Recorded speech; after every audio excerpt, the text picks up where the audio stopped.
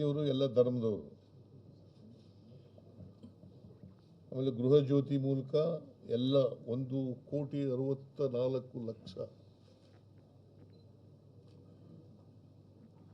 ಕುಟುಂಬಗಳಿಗೆ ಗೃಹ ಜ್ಯೋತಿ ಕೊಡ್ತಾ ಇದ್ದೀವಿ. 1,64,00,000.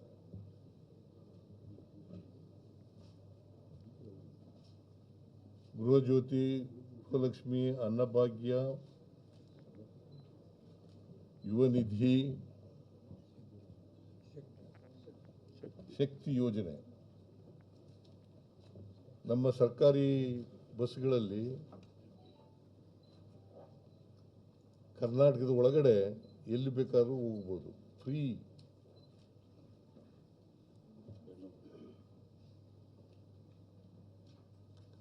ಆಮೇಲೆ ರಾಜ್ಯದಲ್ಲಿ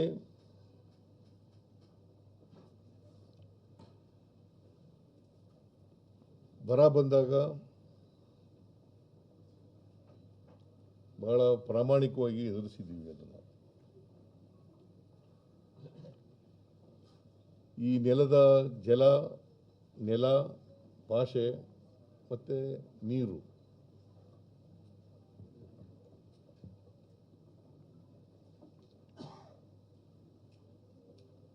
ಜಲ, ನೆಲ, ಭಾಷೆ, ಇದರಲ್ಲಿ ಯಾವತ್ತೂ ಕೂಡ ರಾಜಿ ಆಗಿಲ್ಲ, ಬಿಟ್ಕೊಡ್ತಕ್ಕಂಥ ಪ್ರಶ್ನೆನೇ ಇಲ್ಲ.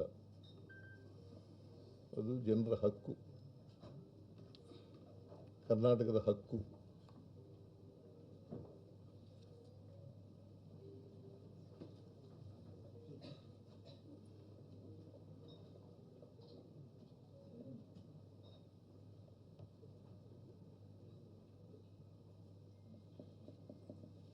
ಈ 8 ವರ್ಷಗಳು ಮುಖ್ಯಮಂತ್ರಿಯಾಗಿ ನಾನು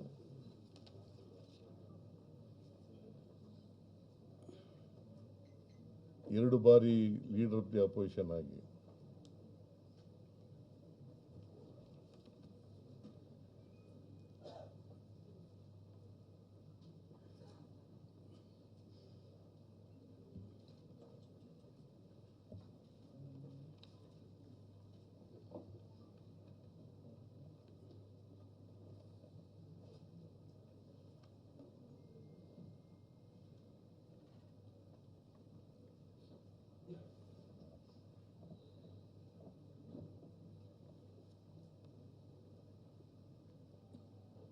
ಎರಡು ವರ್ಷ ಮುಖ್ಯಮಂತ್ರಿಯಾಗಿ ಇದನ್ನು ಕಾಂಗ್ರೆಸ್ ಪಕ್ಷ ಒದಗಿಸ್ಕೊಟ್ಟಿತ್ತು ನನಗೆ.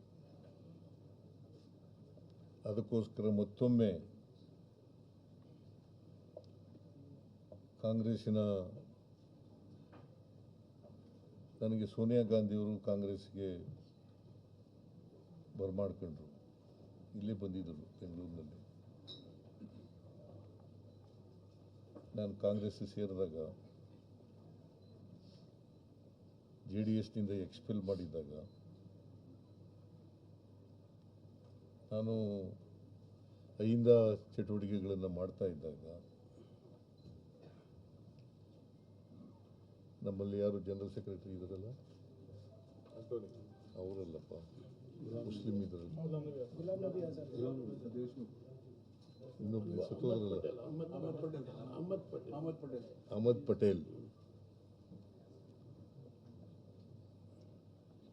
ಪಟೇಲ್, ಫಿರಾನ್ ಅಂತ ಒಬ್ಬರು ಇದ್ರು ಇಲ್ಲಿ.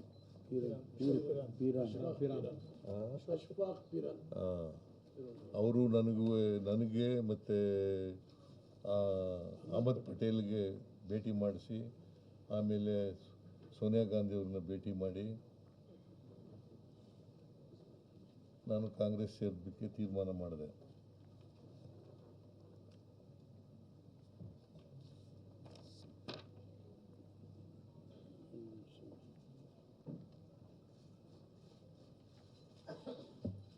ಸೋನಿಯಾ ಗಾಂಧಿಯವರು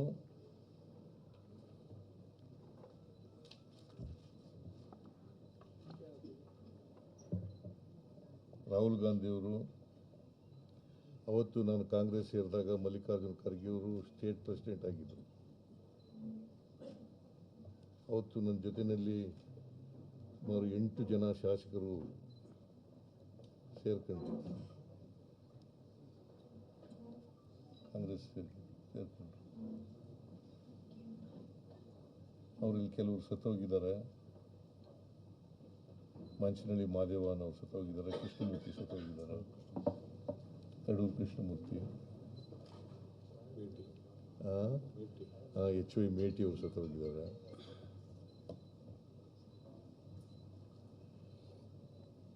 ಯಾರ್ಯಾರು ನನ್ನ ಜೊತೆ ಸೇರ್ಕೊಂಡ್ರು ಅವರು ಎಲ್ರಿಗೂ ಕೂಡ ನಾನು ಚಿರುಣಿಯಾಗಿದ್ದೇನೆ ಅಂತಕ್ಕಂಥ ಮಾತುಗಳನ್ನು ಹೇಳಲಿಕ್ಕೆ ಬಯಸ್ತೇನೆ.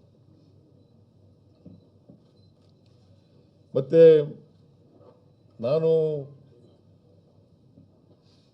ರಾಜಕಾರಣದಲ್ಲಿ ಕೊನೆಯ ಉಸಿರಿರೋವರೆಗೂ ಕೂಡ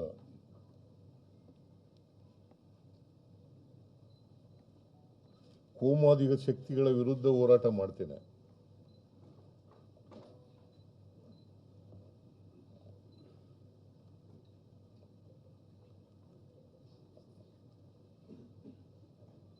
ಯಾಕೆಂದರೆ ಸಂವಿಧಾನ ಇವೆಲ್ಲಕ್ಕೂ ಕೂಡ ವಿರುದ್ಧವಾಗಿದೆ.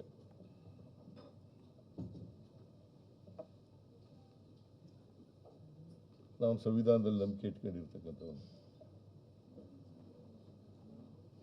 ಒಂದು ವೇಳೆ ಸಂವಿಧಾನ ಇಲ್ಲದೆ ಹೋಗಿದ್ರೆ ನಾನು ವಿದ್ಯಾವಂತನೂ ಆಗ್ತಿರ್ಲಿಲ್ಲ, ಶಾಸಕನೂ ಆಗ್ತಿರ್ಲಿಲ್ಲ, ಮಂತ್ರಿನೂ ಆಗ್ತಿರ್ಲಿಲ್ಲ, ಮುಖ್ಯಮಂತ್ರಿನೂ ಆಗ್ತಿರ್ಲಿಲ್ಲ, ಡೆಪ್ಟಿ ಚೀಫ್ ಮಿನಿಸ್ಟರ್ ಆಗ್ತಿರ್ಲಿಲ್ಲ. ಸಂವಿಧಾನದಿಂದಲೇ ಆಗಿರೋದು. ಬಾಬಾ ಸಾಹೇಬ್ ಅಂಬೇಡ್ಕರ್ ಅವರು ಕೊಟ್ಟಿರ್ತಕ್ಕಂಥ ಸಂವಿಧಾನ. ಇಲ್ಲೇ ಹೋದರೆ ಕುರಿ ಮೇಯಿಸ್ಬೇಕೋ ಅಥವಾ ಹೊಲ ಉಳ್ಬೇಕೋ ಇದನ್ನು ಮಾಡ್ಕೊಂಡಿರ್ತಿದ್ದೆ ನಾನು. ಯಾಕೆಂದರೆ ನಮ್ಮ ತಂದೆ ತಾಯಿಗಳು ಅವಿದ್ಯಾವಂತರು.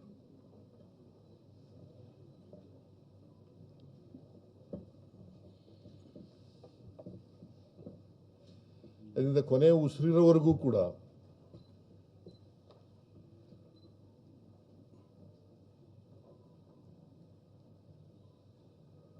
ಸಂವಿಧಾನಕ್ಕೆ ಯಾರೇ ಧಕ್ಕೆ ತಂದರೂ ಕೂಡ ಅದರ ವಿರುದ್ಧ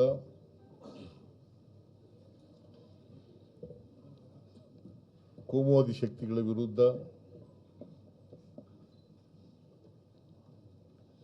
ಮತ್ತೆ ಜನರ ಸಮಾನತೆಗಾಗಿ, ಸಮಾನ ಅವಕಾಶಗಳಿಗಾಗಿ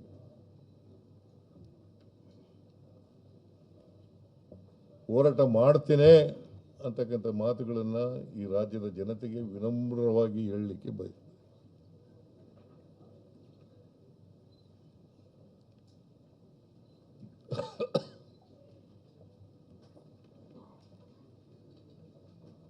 ಮತ್ತೆ ಇನ್ನೊಮ್ಮೆ ಸೋನಿಯಾ ಗಾಂಧಿ ಅವರಿಗೆ, ರಾಹುಲ್ ಗಾಂಧಿ ಅವರಿಗೆ ಮತ್ತೆ ನಮ್ಮ ಪಕ್ಷಕ್ಕೆ, ನಮ್ಮ ಎಲ್ಲ ಲಕ್ಷಾಂತರ ಕಾರ್ಯಕರ್ತರಿದ್ದಾರೆ ಕಾಂಗ್ರೆಸ್ ಪಕ್ಷಕ್ಕೆ, ಅವ್ರಿಗೆಲ್ಲರಿಗೂ ಕೂಡ ಧನ್ಯವಾದಗಳನ್ನು ಹೇಳಿ ಇವತ್ತು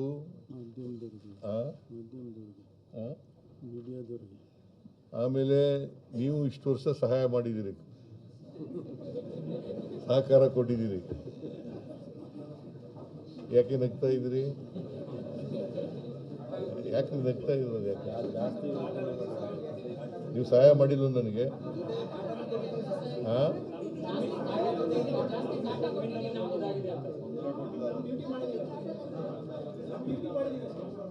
ಎಲ್ಲ ಮಾಧ್ಯಮದ ಸ್ನೇಹಿತರಿಗೆ ಧನ್ಯವಾದಗಳನ್ನು ಹೇಳಲಿಕ್ಕೆ ಬಯಸ್ತಾ ಇದ್ದೇನೆ. ತಾಳಮ್ಮ, ನಾ ಇನ್ನೂ ಮುಗಿಸೇ ಇಲ್ಲ.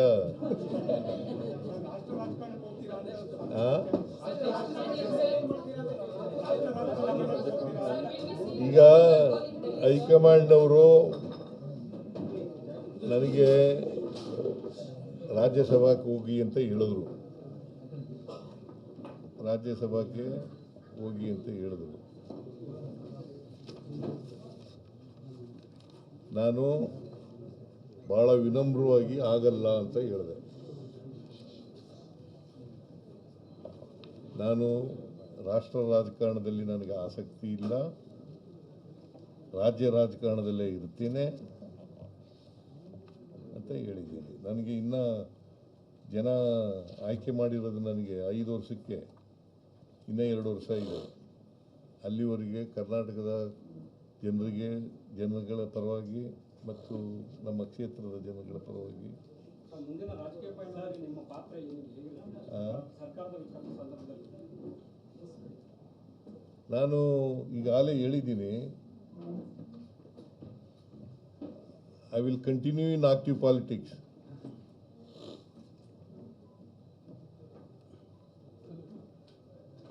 ನಾನು ಕೋಮು ಶಕ್ತಿಗಳ ವಿರುದ್ಧ ಹೋರಾಟ ಮಾಡ್ತೀನಿ ಅಂತ ಹೇಳಿದ್ದೀನಿ.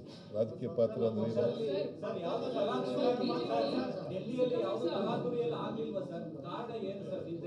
ಏನು?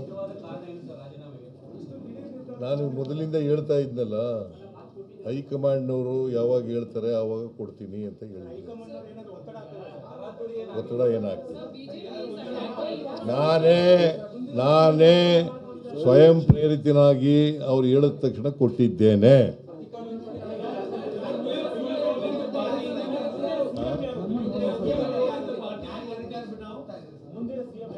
ಒಬ್ರು ಕೇಳಿದ್ರೆ ಹೇಳ್ಬೋದು, ಎಲ್ಲ ಒಟ್ಟಿಗೆ ಕೇಳಿದ್ರೆ 4 ಜನ 5 ಜನ ಕೇಳಿದ್ರೆ ಯಾರಿಗೂ ಉತ್ತರ ಕೊಡೋದು? ನೆಕ್ಸ್ಟ್ ಸಿಎಂ ಯಾರು ಸರ್? ಮುಂದಿನ ಮುಖ್ಯಮಂತ್ರಿ?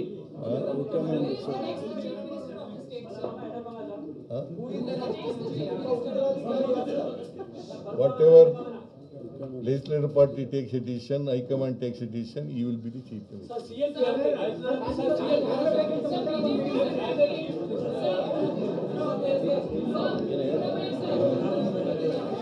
ಆಯ್ತಾಯ್ತು. ಒಂದು ಸ್ವಲ್ಪ ಮುಂದೆ ಬಂದು whatever sir legislative party takes a decision, Congress legislative party takes a decision, and High Command takes a decision, he will be the chief minister of the state.